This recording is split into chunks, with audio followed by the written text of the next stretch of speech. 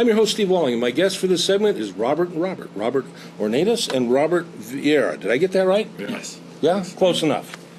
Welcome, Robert. Welcome, Robert.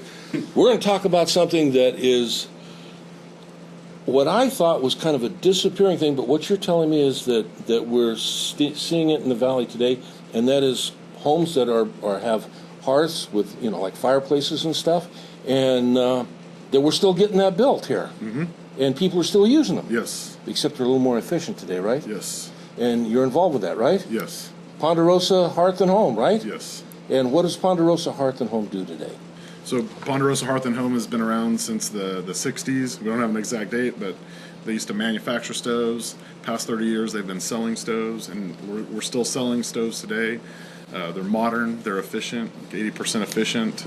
So anything from a gas fireplace to an insert to wood burning is still... So we can still, here in the Central Valley, Robert, we can still have wood-burning stoves. That's correct. Except they're substantially more efficient, as you say, than what they used to be. That's correct. That means, one, I don't have to cut down as many trees, and two, I'm not putting as much particulate matter up into the atmosphere. Absolutely. A plus on both of those ends. Yes. And as a homeowner, I don't have to pay as much either, and that's a good thing, too. Yes. But there's things that have to be done with these things. I mean, you also sell and you install, but besides that, you clean. Clean and service. Yes. Now, you don't climb through the chimneys yourself, right, and brush them out? No? No. I mean, you look kind of big for, some of those chimneys, they're kind of small. Yeah. And I'm kind of a big guy. But, all right, tell me about what it is to have a chimney, and a unit serviced. What does that take? And that's my department. What we do is, every season we contact our customers, and what we're trying to do is to make sure that the fireplace is suitable for use. So what that means is, with technology catching up, so did our technology as far as vacuums, camera inspections, the tools that we utilize. So we, go into a home, we sweep from the bottom to the top, and what we do is we access the roof to check any cracks, breaks, or breaches. Once we find out that everything's looking good, we'll actually perform a camera inspection, and then we'll go forward and actually do a draft. You actually drop a camera down through the thing, right? Yeah, we got or it goes up. Yep. No kidding. Technology today is great. Yes. But what happened? Why is it important that I even bother getting my chimney cleaned? Right? Why do I need to do that? Well, it's fire in the box. What we're concerned about. The big thing is fire. Home fires and so on. And with California, we don't have real true winters like back east in the Midwest. But the concern is that we're going to start a fire and smoke's going to come, carbon monoxide and all the other particulates in the room. I'm going to stop you right there, Robert, because a lot of people don't, we think about fires in the fireplace. Okay, so my fireplace is kind of clean. But if it's not breathing properly, fire aside, the carbon monoxide buildup within a home, that's lethal. We don't see any smoke. My neighbor doesn't see any smoke. Nobody calls the fire department, and yet the house can essentially kill all the occupants. Very important. How when you're doing that, what are the things to look for in regards to that? Our background is HVAC as well. That's what we got our degrees in. When we show up and we walk inside the home, we actually look at the supplies of the air conditioner to see if we see black fingers, so carbon buildup, and the other thing is we ask customers, if there's black along the fireplace front, we would ask them, do you have smoke problems? And unfortunately, in this area, particular Tower District, we have a lot of masonry fireplaces that are brick, and they're kind of short stacked, which means they're not as tall as they should be.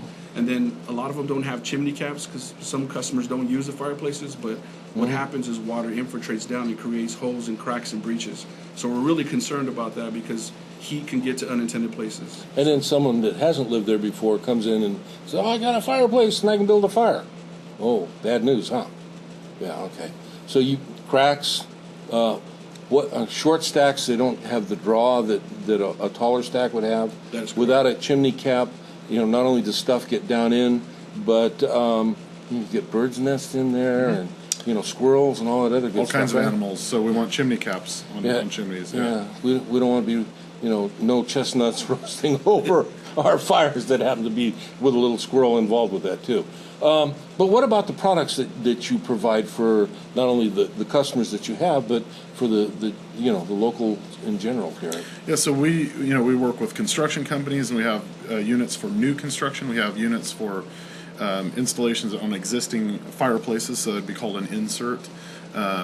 The San Joaquin Valley Air Control District offers rebates.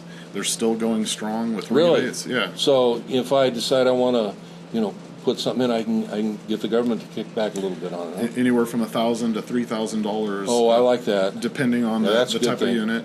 Yeah. And so there's money to buy these to help in the purchase of a stove, and so we have a lot of units on display in the showroom, and we're remodeling the showroom. So there's a lot of new stuff here in the community for Cool. this type of product. And besides wood, now you have other. You're saying you got gas, We have wood, pellet, okay? gas, Uh-huh. and that's propane and natural gas. Really? They can be converted to either, and then also there's electric units that are available. Really? Yes, not as big a heater, more of a resistive heater, like you'd have a little unit for your Oh, bathroom. I've seen some, and they've got some now that really look like you got real flames going Yes. in, right? Yeah. You guys carry those? Yes, Yeah? I can have one and put it in. I don't have to have a chimney put in or anything. exactly. Of course, I won't need a chimney sweep either, will I? But that's okay. I like to kind of joke about this, but it really isn't a joking matter. We don't think about in the Central Valley fireplaces so much because of, every year we hear, well, you can't burn in it. But you're telling me that we can, that there's, there's types of fireplaces we can put in that are, one, more efficient, Yes. two, maybe not. Well, I'm going to stop you. For a gas, whether it be propane or natural gas, do I need a chimney with that?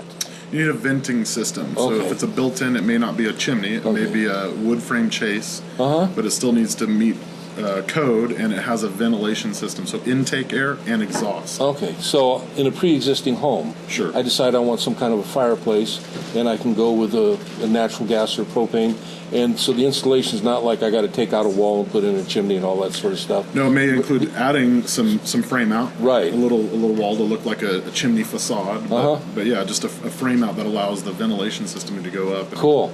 So I can have that ambiance in my home and Absolutely. the warmth too, and still be considered ecologically caring and stuff, which is important with a lot of people today, right? Absolutely, yeah.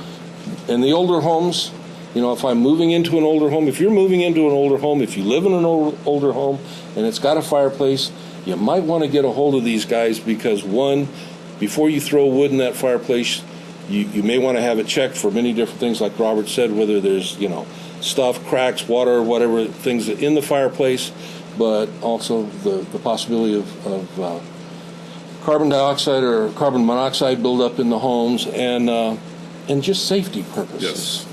Yes. It's a good thing. And then you were talking about your customers, so you reservice people each year for this as we come into the winter seasons, right? Yes, the calls that we've been fielding lately are just customers. I moved into a home, no history on the fireplace. They want to know if it's safe and functional. So what we would go out there to do is to service it, clean it, camera inspection, draft test. Once we're done, they may change their mind if they have an open brick fireplace to switch over to a new efficient system. The burn day rules, and that's what we want to kind of bring up. And November 1st starts the actual burn day program. From November 1st to the end of February, there's restrictions. So there's no one can burn, registered appliances can burn, and then it's everyone can burn. And Okay. What does that mean? Well, we get it. No one can burn. But what about our natural gas stoves? Can they burn? yes, So natural gas, we're cool all year. yes. So when we talk no burn, we're talking like pellets and wood, right? That's Correct. Okay, Yeah. so if I got a pellet stove, wood stove, during the no burn days, we close it down. Yep. Yes. I like gas. Okay, then what are the other days? It's everyone can burn. You can burn unless registered, and then no one can burn. So if you buy a new EPA-rated wood burning fireplace or pellet fireplace, you pretty much you can burn majority of the winter. And what we mean by that is last year they had 5 days that no one can burn out of 120 or so. Okay. 58 days. Only people with registered devices, so that means they got probably 100 plus days of burning. Okay. And a person with the open masonry fireplace, they probably can burn 50 or so days, half the winter. So it makes sense to switch to that appliance. So even if I've got an old brick fireplace, then I can switch to a more efficient and registered unit where I can take advantage of the more burn days. Double Yes. the burn days. Oh, I like that. Yeah. That's Yep. good. And how do I get a hold of you? I mean, I like the idea, but it doesn't do me any good if I can't get a hold of you. So we're in Clovis, cross streets of Clovis Avenue and Barstow. Okay. Just east of Barstow, or just east of Clovis Avenue, a block, and then our phone number. Well, what's your address then? Address 812 Barstow Avenue. 812 Barstow Avenue? Yeah. And a phone number? Phone number 559-298-1610. Say that again. 298-1610. No, we got, now, you know, these younger people, they don't do phone numbers and they don't do addresses. They do social media. We got a Facebook page, We do. which is, I'll have to get that too. okay, Yeah. we got a Facebook page. We got a web page? Webpage, www.phh-clovis.com. Okay.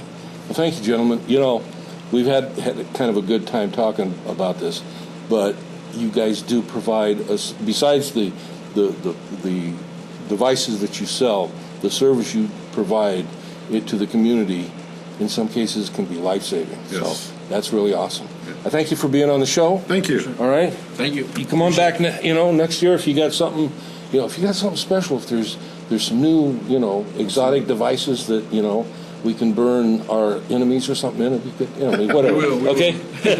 All right. Listen, if you got something that looks like a fireplace, you may want to get a hold of Robert at Ponderosa Health, or Ponderosa Hearth and Home, and I'll see you when we get back.